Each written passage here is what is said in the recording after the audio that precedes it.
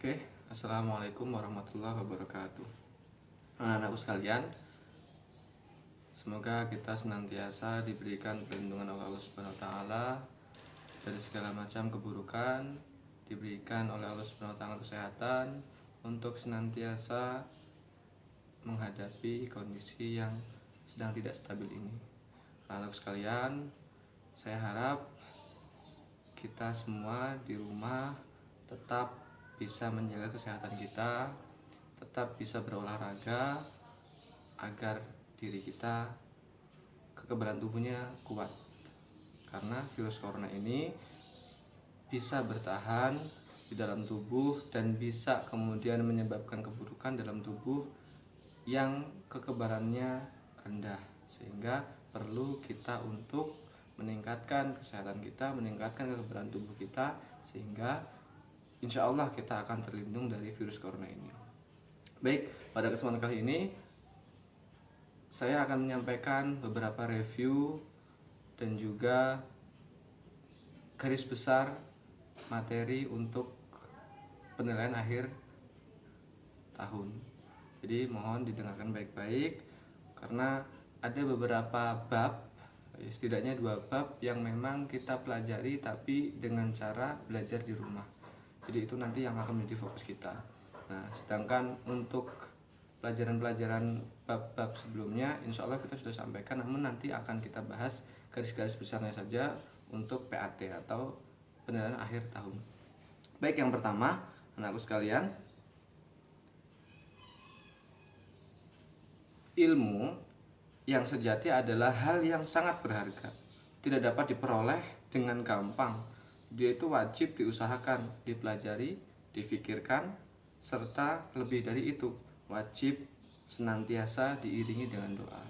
Maka insya Allah sekalipun kita belajar di rumah, kalau kita mengusahakan dengan sungguh-sungguh, kemudian kita pelajari, kita fikirkan dengan sungguh-sungguh, dan kita memohon doa kepada Allah Subhanahu wa taala untuk dimudahkan dalam memahami suatu ilmu, maka insya Allah itu akan menjadi ilmu yang sangat berharga untuk kita semua. Kita tidak ada yang tahu nanti keterampilan atau pengetahuan apa yang nantinya akan menjadi jalan kita untuk sukses. Maka kita perlu mempelajari semua ilmu yang bermanfaat. Oke. Baik, anak-anakku sekalian, insya Allah dari rahmatnya Allah Subhanahu wa taala, untuk review PAI dan budi pekerti, yang pertama saya akan mengulas terkait dengan study from home ya, atau belajar di rumah. Kemarin ada 2 bab yang kita pelajari di rumah, sama-sama kita belajar di rumah. Saya memberikan tugas, namun ada evaluasi untuk kita semua. Saya mengapresiasi kepada anak-anakku sekalian semuanya yang mengumpulkan tugas. Alhamdulillah, insya Allah 100% itu sudah mengumpulkan tugasnya. Namun ada beberapa yang perlu saya evaluasi. Yang pertama, ada sebagian siswa yang mengumpulkannya tidak sesuai dengan waktu yang sudah ditentukan. Jadi ada sebagian siswa yang dalam pengumpulan tugasnya itu terlambat. Ya, sudah diberikan waktu yang cukup insya Allah, tapi terlambat ada. Namun tidak banyak. Saya apresiasi kepada teman-teman semuanya, kepada kawan-kawan semuanya, kepada siswa-siswi semuanya yang mengumpulkannya tepat waktu. Kemudian ada juga beberapa siswa yang dalam pengumpulannya, dalam mengerjakan tugas itu tidak sepenuhnya melaksanakan sesuai dengan instruksi yang sudah saya berikan tugasnya. Ya, contohnya adalah ketika saya menginstruksikan membuat tugas merangkum tapi dengan cara membuat poster, ada beberapa siswa yang mengumpulkan tugas itu hanya rangkuman saja, tidak dalam bentuk poster, jadi hanya tulisan biasa. Nah, itu ada beberapa siswa yang seperti itu. Terima kasih untuk siswa-siswi anak-anakku semuanya yang mengumpulkan sesuai dengan instruksi, memahami instruksinya dengan baik. Kemudian untuk tugas-tugas yang sudah kalian buat, saya mohon agar disimpan betul-betul di rumah, dijaga, dirawat di rumah, jangan sampai hilang, jangan sampai rusak. Insya Allah nanti ketika kita ada kesempatan untuk pertemuan, kita bisa kumpulkan, kemudian kita bisa sortir siapa tahu nanti bermanfaat, bisa kita jadikan sebagai hiasan yang bermanfaat di kelas-kelas kita nanti ya. Jadi mohon untuk dirawat betul-betul, jangan sampai hilang, jangan sampai rusak. Oke, kemudian untuk garis-garis besar atau materi PAT yang akan kita jalani nanti insya Allah juga online, maka ada 6 bab. Sebenarnya ada 7 bab di semester 7 ini, di semester 2 ini, namun saya ambil 6 bab karena bab terakhir, bab ke-7 ini materinya hampir sama persis dengan materi pada bab 5, yakni tentang makanan dan minuman yang halal. Maka saya masukkan ke dalam bab 5 sekaligus saja. Jadi tidak saya bahas bab 7. Oke. Yang pertama materi meneladani sifat-sifat mulia Rasulullah SAW. Ya, ada Rasulullah SAW dan Rasul-Rasul lain. Kita teladani sifat-sifatnya. Itu bab pertama. Dan insya Allah kita sudah pelajari itu. Kita sudah pelajari itu semua ketika ada pertemuan sebelum ada kondisi seperti ini. Nah, garis besarnya dari bab ini adalah iman kepada Rasul. Ada dalilnya, kemudian pengertian iman kepada Rasul. Selanjutnya, tugas para Rasul itu apa saja? Ya, dulu sudah kita bahas, yakni menyampaikan wahyu dari Allah Subhanahu Wa Taala kepada umatnya. Kemudian ada tugas selanjutnya, yakni menyampaikan kabar gembira, ya, menyampaikan berita ancaman bagi orang yang tidak beriman kepada Allah Subhanahu Wa Taala, dan selalu memberikan contoh yang terbaik untuk umatnya. Itu ada beberapa tugas yang dilaksanakan oleh Rasul kepada umatnya. Kemudian yang selanjutnya yakni sifat-sifat Rasul. Kemarin secara garis besar ada 3 sifat Rasul, yakni sifat wajib adalah sifat yang harus dimiliki oleh Rasul. Kemudian kebalikannya, yakni sifat mustahil, sifat yang nggak boleh, ya, mustahil dimiliki oleh seorang Rasul. Yang ketiga adalah sifat jaiz atau sifat yang manusiawi sebagaimana manusia pada umumnya.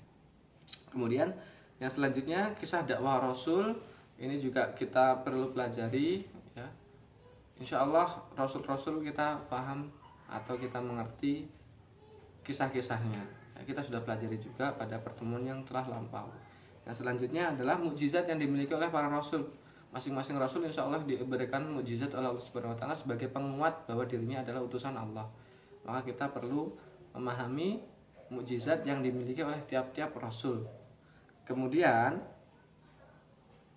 nama kaum Rasul.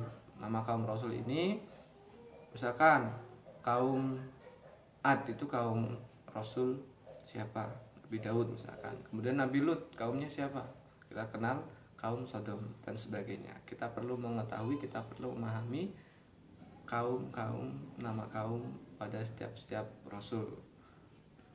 Kemudian yang terakhir adalah Rasulul Azmi yang diberikan kesabaran meskipun cobaannya berat luar biasa, tapi diberikan kesabaran lebih dibandingkan Rasul-Rasul yang lain. Kita kenal dengan singkatan NIMIM, yakni Nabi Nuh, Nabi Ibrahim, Nabi Musa, Isa, dan Nabi Muhammad. Kita sudah pelajari pada pertemuan yang telah lampau. Kemudian pada bab 2 kita sudah pelajari juga tentang hormat dan patuh dan berbuat baik kepada orang tua dan kepada guru. Nah, ini wajib bagi kita untuk menghormati orang tua kita dan juga menghormati guru kita yang telah mendidik kita, yang telah memberikan pengetahuan kepada kita semua. Yang pertama adalah hormat dan patuh kepada orang tua. Ini yang paling utama. Ya, yang paling utama kita harus hormat dan patuh kepada orang tua kita. Kemudian yang kedua, hormat dan patuh kepada guru. Nah, hormat dan patuh kepada orang tua ini caranya dibedakan menjadi 2, yakni ketika orang tua masih hidup dan ketika orang tua yang sudah meninggal. Masih hidup, misalkan contohnya kita mau berangkat ke suatu tempat, izin pamit kepada orang tua kita. Senantiasa mohon doa restu orang tua kita. Berbicara, bertingkah laku kepada orang tua kita juga harus dengan kasih sayang, dengan lemah lembut, dengan sopan santun. Jangan sampai kita menyakiti hati orang tua kita. Karena setiap kali kita menyakiti hati orang tua kita, itu akan menjadi sakit hati orang tua kita yang mungkin selama-kelamaan akan menjadi berkurangnya usia orang tua kita. Jangan sampai kita menjadi penyebab berkurangnya usia orang tua kita. Kemudian tata cara kita untuk hormat dan patuh kepada orang tua meskipun orang tua sudah meninggal sudah kita pelajari juga dengan cara kita melanjutkan cita-citanya, kemudian kita menjaga nama baik orang tua kita, kemudian tetap senantiasa menjalin silaturahmi dengan keluarga orang tua kita, dengan keluarga kita. Yang selanjutnya yang wajib sekali kita laksanakan adalah mendoakan kebaikan untuk orang tua kita. Karena apa? Salah satu dari 3 amal yang tidak terputus pahalanya adalah doa anak yang soleh kepada orang tuanya. Meskipun orang tuanya sudah meninggal, insya Allah doa tersebut akan sampai kepada orang tuanya pahalanya. Jadi kita harus senantiasa mendoakan orang tua kita meskipun orang tua kita sudah meninggal dunia. Selanjutnya adalah tata cara kita menghormati guru kita, baik di kelas, di sekolahan maupun di luar lingkungan sekolah. Di kelas kita sudah pelajari bahwasanya cara menghormati guru salah satunya adalah ketika guru menjelaskan, sebagai seorang murid, sebagai seorang anak, kita harus memperhatikan penjelasan yang disampaikan oleh guru. Bersikap sopan santun baik di sekolah maupun di luar sekolah. Bertutur kata yang sopan, bertutur kata yang baik kepada guru baik di sekolah maupun di luar sekolah. Nah, maka dari itu guru adalah orang yang sangat berjasa bagi diri kita. Mengajarkan hal-hal yang mungkin kita belum paham, belum ketahui, menjadi tahu, menjadi paham. Guru juga insya Allah mengantarkan kita pada kesuksesan kita dari mempelajari ilmu. Maka dari itu wajib bagi kita untuk menghormati guru kita. Kemudian pada bab ketiga, yakni terkait dengan berbaik sangka dan beramal soleh. Ya, berbaik sangka dan beramal soleh. Kita harus tahu pengertian berbaik sangka sudah kita pelajari pada pertemuan yang telah lampau. Amal soleh bagaimana pengertiannya kita itu juga insya Allah sudah pelajari pada pertemuan yang telah lampau. Nah, dalil-dalilnya seperti apa. Nah, kemudian kita terapkan dalam kehidupan kita sehari-hari. Jadi berbaik sangka dan beramal soleh setelah kita pahami, tidak boleh cuman sampai dalam ingatan kita, dalam memori kita, tapi harus kita terapkan, harus kita praktekkan dalam kehidupan kita sehari-hari. Yang pertama adalah beramal soleh. Beramal soleh itu adalah melakukan hal-hal atau tindakan yang dianggap baik sesuai dengan syariat Islam, yakni Al-Quran dan Sunnah, dan juga sesuai dengan akal. Jadi tidak boleh hanya sesuai dengan akal tok, tapi bertentangan dengan Al-Quran dan Sunnah, tidak boleh. Harus sesuai dengan akal dan tidak bertentangan dengan Al-Quran dan As-Sunnah. Maka ini disebut amal soleh. Nah, amal soleh ini dibagi menjadi beberapa macam. Ya, amal soleh kepada Allah, jadi dengan cara kita beribadah kepada Allah, sholat, puasa dan sebagainya. Amal soleh kepada orang lain, yakni dengan cara kita berzakat, kemudian memberikan infak, memberikan pertolongan kepada orang lain, senyum kepada orang lain, itu juga amal soleh kepada orang lain. Dan yang terakhir adalah amal soleh kepada lingkungan. Kita menyiram tanaman, merawat hewan-hewan yang kita pelihara, tidak menyiksanya, itu juga termasuk amal soleh. Kemudian selanjutnya berbaik sangka, atau dalam bahasa Arab disebut sebagai husnuzon. Kebalikan dari husnuzon adalah suuzon atau berburuk sangka. Nah, arti dari suuzon itu berburuk sangka, sedangkan arti dari husnuzon ini adalah sikap mental dan cara pandang yang menyebabkan seseorang melihat sesuatu secara positif, atau melihat dari sisi positif atau hal yang baiknya, atau kecenderungan seseorang untuk menilai segala sesuatu itu dari segi positifnya atau segi kebaikannya daripada keburukannya. Ya, setiap hal yang kita temui atau setiap orang, sikap orang itu mungkin ada sisi negatif, ada sisi positifnya. Tapi sebagai orang yang senantiasa terlatih untuk husnuzon atau berprasangka baik, maka yang kita lihat adalah segi positifnya. Ya, termasuk misalkan dalam kondisi corona seperti ini, mungkin kita lihat banyak segi negatifnya. Ekonomi turun, kemudian aktivitas yang biasanya sekolah di sekolahan menjadi di rumah, belajar di rumah. Nah, tapi kita lihat sisi positifnya. Sisi positifnya banyak. Misalkan contoh, kita jadi lebih mengetahui tentang teknologi, belajar secara daring atau online. Yang dulunya mungkin kita tidak pelajari, sekarang jadi kita mempelajari, tambah satu keterampilan kita. Kemudian mungkin dulunya bagi orang-orang tidak memiliki waktu untuk keluarga, sekarang lebih banyak waktu bersama keluarga. Itu beberapa positif yang kita bisa ambil. Nah, kita bisa berhusnuzon kepada Allah. Kenapa Allah menurunkan corona ini? Nah, kita juga lebih meningkatkan ibadah kita. Kita sadar atau tidak, dengan adanya corona ini kita jadi lebih meningkatkan ibadah kita, karena kita takut terkena virus, akhirnya mohon kepada Allah. Ini juga sikap positif kita, ya, dampak positif dari virus corona ini. Kita harus nanti menjadi orang yang husnuzon kepada Allah Subhanahu wa taala, kemudian husnuzon kepada diri sendiri, harus optimis, percaya diri, jangan sampai kita pesimis, minder dan sebagainya. Kemudian kita juga harus husnuzon, berprasangka baik kepada orang lain. Jangan sampai kita melihat orang lain jadi salah sangka. Meskipun orang tersebut memang benar ada keburukan, tapi kita tidak boleh melihat keburukannya, kita harus lihat kebaikannya. Kemudian selanjutnya adalah terkait dengan puasa, ya. Puasa tujuannya adalah membentuk pribadi yang bertakwa. Nah, dari puasa ini kita akan mempelajari dua macam puasa, yakni puasa yang hukumnya wajib dan puasa yang hukumnya sunnah. Nah, puasa yang hukumnya wajib ini ada beberapa bentuk puasa. Yang pertama, puasa Ramadan yang saat ini sedang kita laksanakan, kita jalani pada bulan suci Ramadan ini. Ini wajib bagi orang-orang yang sudah memenuhi syarat wajibnya. Dulu sebagian sudah saya sampaikan, sudah kita pelajari bersama syarat wajib berpuasa, ya. Sudah kita sampaikan bab puasa ini, insya Allah sudah selesai kita sampaikan. Puasa Ramadan, ya. Dalilnya pada Quran surat Al-Baqarah ayat 183. Tujuannya adalah untuk menjadikan diri kita orang yang bertakwa, ya. Kemudian selanjutnya puasa yang diwajibkan oleh Allah Subhanahu wa taala adalah puasa qadha atau puasa pengganti bagi perempuan atau wanita yang saat bulan suci Ramadan tidak dapat melaksanakan puasa dalam suatu kondisi karena sedang haid.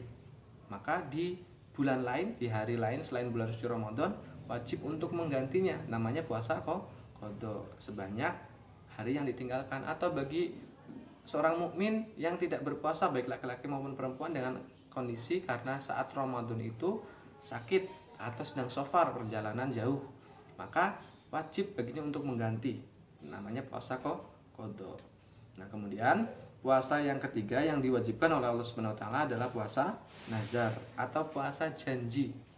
Jadi ketika seseorang memohon kepada Allah, ingin mendapatkan sesuatu, ingin mencapai sesuatu, meraih sesuatu, mohon kepada Allah dengan berjanji kalau misalkan nanti keinginannya atau permohonannya terwujud, maka akan berpuasa nazar sejumlah hari. Maka wajib baginya ketika nanti Allah Subhanahu wa taala mengabulkan permohonannya, wajib untuk menjalankan puasa tersebut, namanya puasa nazar, puasa janji. Nah, selanjutnya yang terakhir adalah puasa yang diwajibkan adalah puasa kifarat atau puasa karena melanggar sesuatu. Contohnya pada bulan suci Ramadan di siang hari sepasang suami istri melakukan hubungan badan, maka wajib bagi keduanya ini melaksanakan puasa kifarat 60 hari karena melanggar larangan Allah, yakni berhubungan badan pada siang hari bulan suci Ramadan. Kemudian ada lagi seorang yang membunuh secara sengaja, pembunuhan berencana misalkan, maka itu juga wajib untuk berpuasa kifarat karena melanggar. Membunuh itu kan dilarang. Kemudian bagi seorang yang sedang ikhram misalkan, tidak boleh bagi dirinya untuk membunuh hewan buruan, tapi ternyata ketika sedang ikhram dia membunuh hewan buruan, maka wajib baginya juga untuk berpuasa kifarat. Nah, oleh karena itu 4 puasa ini adalah 4 puasa yang diwajibkan oleh Allah Subhanahu wa taala untuk dikerjakan. Kemudian puasa yang selanjutnya yakni puasa yang disunahkan Allah Subhanahu wa taala. Artinya puasa yang dianjurkan oleh Allah Subhanahu wa taala dan Rasulnya. Yang pertama puasa Syawal. Tentu puasa Syawal ini dilaksanakan pada bulan Syawal. Setelah bulan suci Ramadan, bulan Syawal masuk, maka kita sunnah untuk melaksanakan puasa Syawal. Yang penting tidak pada tanggal 1 Syawalnya, karena itu Idul Fitri diharamkan untuk berpuasa. Setelah tanggal 1, tanggal 2 dan seterusnya, selama masih di bulan Syawal, maka sunnah bagi kita untuk melaksanakan puasa Syawal. Semoga nanti di bulan Syawal kita bisa melaksanakannya sebanyak 6 hari dan tidak ada ketentuannya harus berurutan, tidak ada. Ya, keutamaannya ketika kita melaksanakan puasa Syawal ini besar luar biasa. Ya, Allah Subhanahu Wa Taala akan memberikan pahala yang besar. Ya. Kemudian yang kedua puasa Arafah atau puasa Zulhijjah, yakni pada tanggal 9 Zulhijjah. Pada tanggal 9 Zulhijjah ini, kenapa kita kok disunahkan untuk berpuasa Arafah? Karena untuk menghormati saudara-saudara kita yang di tanggal 9 ini sedang berhaji, di sana wukuf di padang Arafah, maka disebut sebagai puasa Arafah. Nah, ini juga keutamanya luar biasa besarnya. Ya, kita nanti insya Allah di bulan Zulhijjah kita juga usahakan untuk berpuasa cuma 1 hari, tapi pahalanya luar biasa besarnya. Kemudian yang ketiga adalah puasa Senin Kamis. Nah, puasa Senin Kamis tentu namanya juga Senin Kamis. Ini Rasulullah rajin sekali melaksanakan puasa Senin Kamis ini, ya. Jadi pada hari Senin dan hari Kamis. Kemudian yang terakhir ini perlu saya tambahkan adalah puasa Daud. Nah, kita sudah sering dengar, juga kita sudah pelajari puasa Daud seperti apa. Ya, ini puasa 1 hari, 1 harinya tidak berpuasa atau berbuka, besoknya lagi berpuasa lagi, besoknya lagi berbuka, dan seterusnya seperti itu. Ini puasa yang diajarkan oleh Nabi Daud. Kata Rasulullah, ini adalah puasa sebaik-baik puasa, ini puasa Daud. Oke, selanjutnya masuk pada materi bab 5, makanan dan minuman yang halal. Nah, ada beberapa ketentuan kenapa makanan itu dihalalkan dan juga makanan atau minuman tersebut diharamkan. Ketentuan yang pertama adalah makanan dan minuman halal, ya, harus memenuhi 3 syarat. Syarat yang pertama adalah dari segi wujudnya itu halal makanannya. Ya, dari segi wujudnya itu halal. Misalnya contoh buah-buahan, kemudian daging ayam, daging sapi. Dari segi wujudnya itu halal, maka ini halal. Kemudian syarat yang kedua, setelah halal zatnya, halal cara mendapatkannya. Ya, halal cara mendapatkannya dari cara yang benar, membeli ayam, membeli buah-buahan atau buah-buahan yang diberikan oleh orang lain kepada diri kita, itu halal, zatnya halal, cara mendapatkan juga halal. Yang terakhir cara pengolahannya, ya, cara pengolahannya halal. Bagaimana cara pengolahan yang nantinya menjadikan makanan jadi haram? Nah, kita bahas pada ketentuan makanan yang diharamkan. Nah, makanan yang diharamkan ini mengandung salah satu dari ketiga unsur ini. 1, zatnya memang haram dari segi zatnya. Allah Subhanahu Wa Taala sudah memberikan kisi-kisi makanan yang halal dan makanan yang haram itu banyakkan makanan yang halal. Maka kisi-kisinya itu yang tidak boleh, yang diharamkan cuma ada sedikit saja. Contohnya daging babi, bangkai, darah, kemudian hewan-hewan yang mati ditanduk, diterkam hewan buas, terus kemudian terjatuh, tercekik dan sebagainya. Ya, kemudian makanan atau hewan yang disembelih dengan tidak menyebut nama Allah atau untuk sesembahan berhala, itu juga diharamkan. Ini zatnya sudah haram ini. Atau yang kedua, cara memperolehnya. Jadi meskipun zatnya halal, tapi kalau cara memperolehnya diharamkan, maka makanan tersebut menjadi makanan yang diharamkan, tidak boleh kita konsumsi atau minuman tersebut. Ya. Nah, yang ketiga adalah kondisi pengolahannya. Nah, ini tadi saya sampaikan cara pengolahannya gimana. Nah, makanannya halal zatnya, memperolehnya juga halal, tapi cara pengolahannya tidak benar. Misalkan contoh, dalam pengolahannya itu mengandung najis. Ya, dalam pengolahan itu mengandung najis. Alat yang kita gunakan, kita jelas tahu alat tersebut mengandung najis, tapi kita tetap menggunakan alat tersebut, maka menjadikan makanan tersebut haram. Ya, karena satu alasan tadi, cara pengolahannya tidak benar. Nah, dampak yang didapatkan dari mengkonsumsi makanan yang dihalalkan itu akan baik bagi tubuh kita, bagi akal kita, dan juga jiwa kita. Sedangkan ketika mengkonsumsi makanan dan minuman yang diharamkan, maka akan membentuk pribadi yang buruk, karena akan berpengaruh buruk pada akalnya, pada tubuhnya, pada jiwanya. Maka senantiasa kita usahakan untuk mengkonsumsi makanan dan minuman yang dihalalkan. Kita sudah pelajari ini pada pertemuan yang telah lampau. Kemudian Salah satu minuman yang diharamkan tentu juga kita sudah pelajari, yakni khamr. Apa sih itu khamr? Adalah minuman yang mengandung unsur dapat memabukkan, dapat menjadikan dirinya kecanduan dan sebagainya. Poin-poinnya sudah kita pelajari pada pertemuan yang telah lampau. Baik, kemudian selanjutnya manfaat dan dampak, ya, ketika kita mengkonsumsi makanan dan minuman yang halal itu menjadikan Allah Subhanahu wa taala ridho terhadap diri kita. Kalau Allah ridho terhadap diri kita, insya Allah amalan kita, ibadahnya diterima. Kita memohon kepada Allah, insya Allah Allah akan mudah untuk mengabulkannya. Kita mohon ampun kepada Allah, Allah juga akan mudah untuk mengampuninya. Namun sebaliknya, kalau yang kita konsumsi adalah makanan dan minuman yang haram, maka ridho Allah itu akan jauh. Kalau ridho Allah itu akan jauh, apa yang kita inginkan, apa yang kita harapkan, itu pun akan menjadi jauh. Contohnya kita sebagai pelajar, ketika diri kita dalam tubuh kita ini kok mengalir makanan minuman yang haram, maka sebagai pelajar itu akan menghambat jalannya pemahaman kita, akan menghambat kita memperoleh ilmu. Karena Allah Subhanahu wa taala tidak akan meridhoi kita. Ilmu itu nur, cahaya. Cahaya itu hanya akan masuk ketika diri kita itu jauh dari maksiat. Salah satu maksiat adalah makanan dan minuman yang kita konsumsi itu haram, maka menjadi maksiat bagi diri kita. Nah, tidak baik untuk tubuh kita, tidak baik untuk akal kita, tidak baik juga untuk jiwa kita.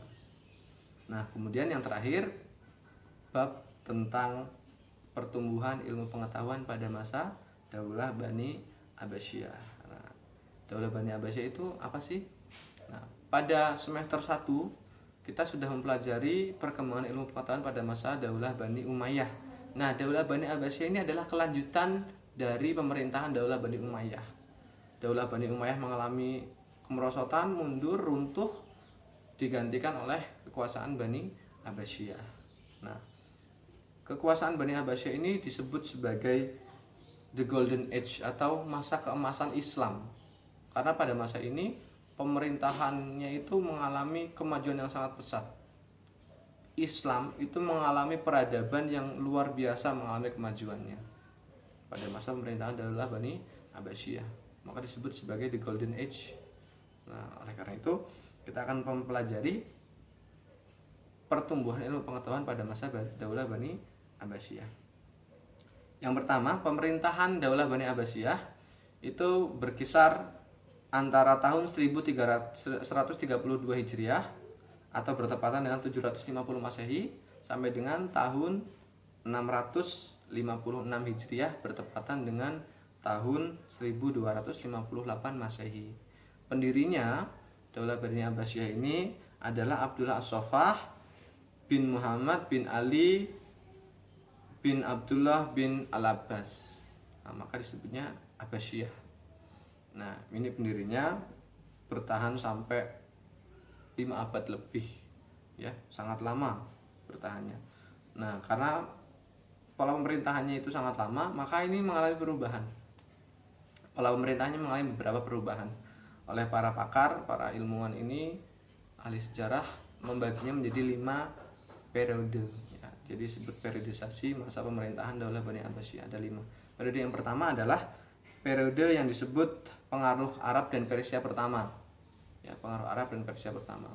Yang kedua, periode pengaruh Turki pertama. Kemudian dilanjutkan pada periode yang selanjutnya, periode ketiga, yakni masa kekuasaan dinasti Bani Buwaih. Jadi yang memegang tampuk pemerintahan adalah dinasti Bani Buwaih, namun masih di bawah kekuasaan Khalifah Abbasiyah. Kemudian ini disebut juga sebagai masa pengaruh Persia kedua. Dilanjutkan pada masa keempat, ya, periode keempat, yakni di bawah kekuasaan Daulah Bani Abbasiyah, Khalifah Abbasiyah, namun tampuk pemimpin itu masih dipegang oleh Bani Saljuk, dinasti Bani Saljuk. Ini disebut juga sebagai masa pengaruh Turki kedua. Yang terakhir adalah kembali seperti semula. Ya, seperti semula kembali. Periode kelima periode terbebas dari pengaruh dinasti lain. Jadi benar-benar murni Khalifah Daulah Bani Abbasiyah ini yang memerintah, tidak ada pengaruh dari dinasti lain. Namun pada fase atau periode kelima ini ada beberapa penurunan yang nantinya itu menjadi cikal bakal runtuhnya Daulah Bani Abbasiyah. Nah, gongnya atau finalnya adalah ketika diserang oleh tentara Mongol yang dipimpin oleh Hulagu Khan. Itu akhirnya runtuh semua peradaban Daulah Bani Abbasiyah. Inilah mengalami kemerosotan yang luar biasa setelah runtuhnya Daulah Bani Abbasiyah ini. Kemudian pada awalnya berdirinya Daulah Bani Abbasiyah, awalnya itu ibu kotanya berada di kota Al-Hashimiyah, di kota Al-Hashimiyah. Namun pada masa pemerintahan Khalifah kedua, yakni Khalifah Al-Mansur, ibu kota negara itu dipindahkan ke kota Baghdad, ya, pada tahun 762 Masehi. Pada tahun 762 Masehi ini dipindahkan ke sana, di kota Baghdad, yang kita mungkin pernah dengar sebagai, ada namanya kota 1001 malam. Nah, itu seperti itu. Kemudian masa keemasannya, ya, Daulah Bani Abbasiyah itu mengalami masa keemasan yang benar-benar sangat gemilang itu pada masa pemerintahan Khalifah Harun ar-Rasyid beserta anaknya. Harun ar-Rasyid dilanjutkan oleh anaknya, yakni Khalifah Al-Ma'mun, ya, yakni pada tahun 786 sampai dengan 809 Masehi. Ini pada masa pemerintahan Sultan Harun ar-Rasyid. Kemudian dilanjutkan pada tahun 813 sampai 833 Masehi. Ini Khalifah Al-Ma'mun, anak dari Harun ar-Rasyid. Ini mengalami kemajuan yang luar biasa. Salah satunya adalah kemajuan dalam bidang ilmu pengetahuan. Ada bidang ilmu filsafat. Tokoh-tokohnya, ilmuannya adalah Al-Farabi, Al-Kindi, kemudian Ibnu Sina, Al-Ghazali, Ibnu Rushd, Ibnu Bajjah, dan lain-lain. Kemudian pada bidang kedokteran juga mengalami peningkatan yang sangat luar biasa, perkembangannya luar biasa. Bahkan ada yang disebut sebagai bapak kedokteran dunia, ya, yakni Jabir bin Hayyan, ada Hunain bin Ishaq, ada Ibnu Sahal dan Ar-Razi. Di bidang lain, yakni bidang matematika, juga ada Al-Khwarizmi. Ya, Al-Khwarizmi ini adalah ilmuwan yang menemukan angka 0. Ini luar biasa. Kemudian ada Umar bin Farukhan dan Banu Musa. Selanjutnya pada bidang ilmu falak atau ilmu untuk menentukan waktu sholat dan sebagainya, mirip ilmu perbintangan namun lebih fokus pada perhitungan waktu sholat, penanggalan dan sebagainya. Ini ada Abdul Masyar Al-Falaki. Kemudian ada Jabir Batani dan Raihan Beiruri. Ya, kemudian di bidang lain astronomi, ini ada tokohnya yakni Al-Farazi, Al-Ghatani dan Al-Farghani. Ini tokoh-tokoh ilmu astronomi. Tidak hanya itu, ilmu tafsir juga mengalami kemajuan yang sangat pesat. Ulama-ulama tafsir mulai bermunculan pada masa Daulah Bani Abbasiyah ini. Ya, sebut saja ada Ibnu Jarir At-Tabari, kemudian Ibnu Atiyah Al-Andalusi, kemudian As-Suda, ada Mufatil bin Sulaiman, kemudian ada Muhammad bin Ishaq. Tidak hanya itu, dalam ilmu hadis pun, bidang hadis pun mengalami perkembangan yang sangat luar biasa besarnya. Bahkan muncul tokoh-tokoh hadis yang terkenal sampai saat ini, bahkan meriwayatkan hadis-hadis sahih yang sangat banyak. Sebut saja ada Imam Bukhari, ya, siapa yang tidak kenal Imam Bukhari. Ada lagi Imam Muslim. Nah, kalau udah hadis itu diriwayatkan oleh Bukhari dan Muslim, insya Allah ini hadisnya sahih, hadisnya ini dapat dijadikan sebagai hujah tanpa perdebatan lagi. Kemudian Ibnu Majah, Abu Dawud dan juga At-Tirmizi. Ini 5 imam hadis ini adalah imam yang sangat terkenal, imam hadis yang sangat terkenal dalam ilmu hadis. Selanjutnya ilmu kalam. Ini ada Wasil bin Atha, ada Abu Zail Al-Alaf, ada Adam, ada Imam Al-Ghazali juga.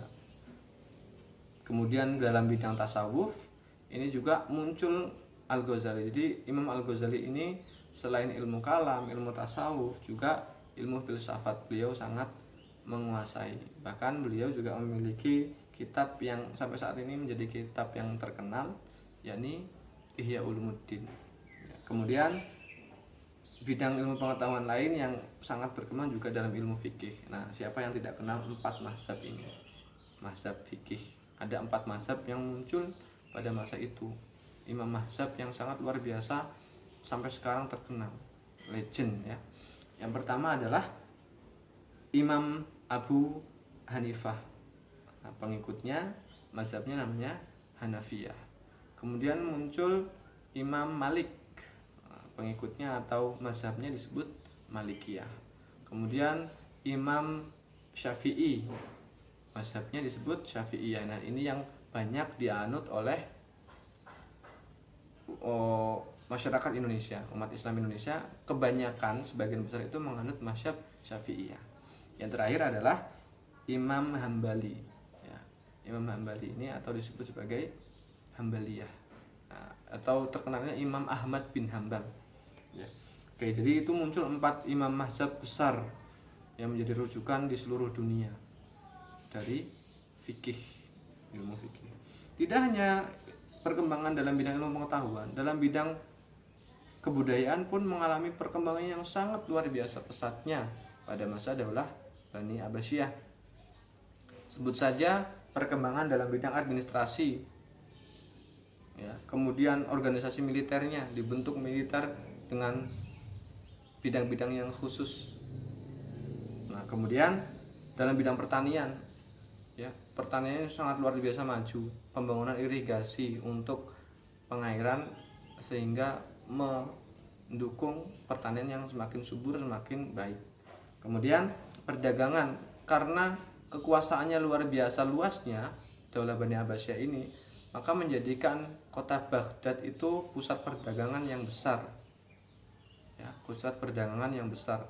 Dari segala penjuru dunia banyak yang melakukan perdagangan ke kota Baghdad. Kemudian dalam bidang industri, dalam bidang sastra, banyak bermunculan syair-syair, tokoh-tokoh syair yang luar biasa. Dan selanjutnya dari segi arsitektur dan seni, ini luar biasa besarnya ya.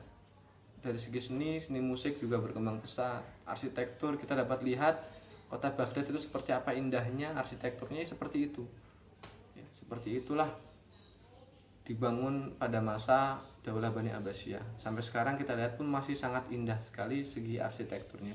Nah, itulah perkembangan-perkembangan yang diraih oleh pemerintahan Daulah Bani Abbasiyah. Tentu kita iri, kenapa sekarang umat Islam semakin banyak bertambah, tapi kok tidak secemerlang atau segemilang masa pemerintahan Daulah Bani Abbasiyah. Nah, maka kita perlu petik hikmahnya dari apa yang kita pelajari tentang Daulah Bani Abbasiyah. Yang pertama, Daulah Bani Abbasiyah itu ulama ya, orang yang sangat mengetahui agama, itu tidak hanya membahas atau mempelajari ilmu agama, tapi bidang lain ya, bidang lain itu pun dipelajari, karena menyatu. Allah itu tidak hanya menciptakan ilmu agama, tapi Allah itu memerintahkan untuk mempelajari segala sesuatu, karena semuanya ini adalah ayat-ayat Allah atau tanda-tanda kekuasaan Allah. Jadi tidak dibatasi ini ilmu agama, ini ilmu umum, tidak. Nah, kita harus seperti itu. Kita harus memahami ilmu agama, tapi tidak terbatas pada itu. Kita juga harus memahami ilmu-ilmu yang lain, sehingga kita bisa menjadi cikal bakal nanti Islam segemilang pada masa-masa sebelumnya. Kemudian selain itu, pada masa Daulah Bani Abbasiyah itu mereka sangat memahami betul bahwa ilmu itu adalah segalanya. Allah pertama kali menurunkan Al-Quran itu Iqra, bacalah, pelajarilah, belajarlah. Nah, maka dari itu diamalkan. Jadi apa yang dipelajari diamalkan, apa yang dipelajari diamalkan. Nah, itulah menjadikan kehidupan peradaban itu berkembang luar biasa besarnya, luar biasa majunya. Maka kita harus ambil pelajaran dari situ. Ketika kita mempelajari apapun yang bermanfaat, tidak malas, maka itu insya Allah akan menjadikan kehidupan kita semakin maju, semakin maju. Apalagi kalau kita laksanakan bersama-sama. Ya, kita lakukan bersama-sama meskipun dalam kondisi seperti ini ya, di rumah, bukan berarti kemudian bermalas-malasan. tidak sekolah malas-malasan, tidak. Malah justru harus lebih semangat lagi, di rumah lebih banyak waktu untuk mengembangkan diri, ya, mengembangkan diri dari segala macam. Belajar agamanya ditambah, ngajinya ditambah, ibadahnya ditambah, mempelajari segala sesuatu hal yang lain-lain asalkan bermanfaat juga ditambah, karena waktunya semakin banyak. Karena kita tidak tahu mana pengetahuan, mana keterampilan yang akan mengantarkan kita kepada kesuksesan nanti. Maka dari itu kita harus mempelajari semuanya. Kalau kita semuanya bersemangat untuk belajar, untuk mempelajari segala sesuatu, insya Allah di kemudian hari nanti kita nggak bingung untuk meraih kesuksesan. Kita tidak bingung bagaimana kita nanti berperan dalam kehidupan kita yang akan datang. Oleh karena itu, saya ajak untuk kita semua untuk senantiasa mendalami berbagai macam ilmu pengetahuan dan keterampilan, karena itu sangat dibutuhkan nantinya. Apalagi semakin lama dunia semakin maju, tantangan semakin berat. Maka kalau kita semakin malas, itu menjadikan diri kita nanti semakin bingung di kehidupan selanjutnya untuk menghadapi kehidupan yang semakin kompetitif ini. Tetap semangat, meskipun kalian belajar di rumah, kita semua ada di rumah, tapi jangan sampai kita menjadi malas, jangan sampai kita menjadi patah semangat, kemudian menjadi lalai, menjadi menyia-nyiakan waktu, jangan sampai. Kita harus memanfaatkan waktu sebaik mungkin. Baik, itu beberapa hal yang sudah saya sampaikan tadi, beberapa hal yang menjadi catatan untuk kita pelajari bersama. Kemudian terakhir kali saya juga berpesan untuk tetap selalu menjaga kesehatan kita meskipun kondisi berpuasa, ya, karena puasa itu malah menjadikan diri kita semakin kuat, ya. Diet sebaik-baik diet adalah dengan cara berpuasa.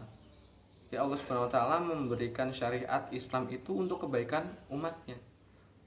Sholat agar kita semakin sehat, ya, semakin banyak kita melaksanakan sholat wajib dan sholat sunnah, insya Allah itu akan menjadikan diri kita semakin sehat. Semakin banyak kita berpuasa, insya Allah itu akan menjadikan diri kita juga semakin sehat, ya. Jadikan diri kita semakin kuat, ya. Esensi puasa itu adalah kita bisa mengistirahatkan organ-organ tubuh kita. Dulunya kita makan apa saja, nah, kita istirahatkan, ya, memperbarui, ya, mengistirahatkan organ-organ tubuh kita sehingga nanti organ tubuh kita lebih sehat, lebih bagus lagi. Kemudian sekali lagi tetap semangat meskipun dalam kondisi berpuasa. Jangan habis selesai sholat subuh tidur, nah itu malah nggak sehat puasanya nanti.